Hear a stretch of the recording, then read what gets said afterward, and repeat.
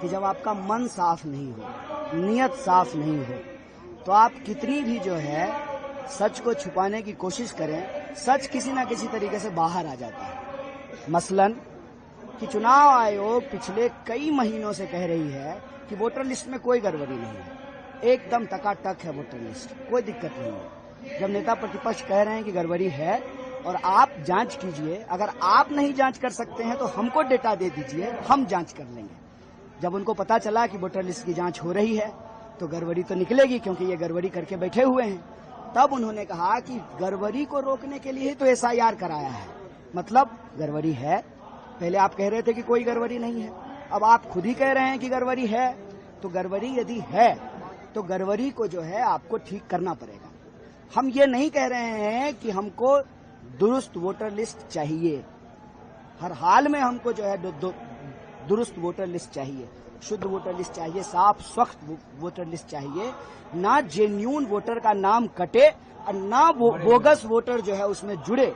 हम शुद्ध voter list चाहते हैं, लेकिन ये करने का काम चुनाव आयोग का है। और चुनाव आयोग की जो मंशा है आज के प्रेस कॉन्फ्रेंस से पूरी तरह से साफ हो गया है। साफ इसलिए हो गया है कि जो बात कई महीनों से कही जा रही थी, जिसको चुनाव आयोग नहीं मान रही थी, आज अचानक से जो है प्रेस कॉन्फ्रेंस कर रही है। तो मैंने कहा कि किसी पार्टी का प्रवक्ता बनने से अच्छा है अब चुनाव आयोग को चुनाव लड़ना छोड़ करके, चुनाव लड़वाना छोड़ करके खुद ही चुनाव लड़ लेना चाहिए। क्योंकि जो सवाल बीजेपी उठाती है वो जवाब चुनाव आयोग देती है, जो सवाल हम चुनाव आयोग से पूछते हैं उसका जवाब जो है बीजेपी के प्रवक्ता देते हैं।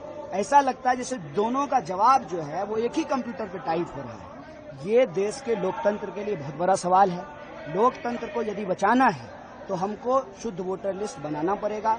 जो जेन्यून मतदाता हैं उनको हर हाल में वो वोट दें, उनका मताधिकार सुरक्षित रहे, क्योंकि लोकतंत्र का आधार है आजादी और आजादी का अधिकार है मताधिकार।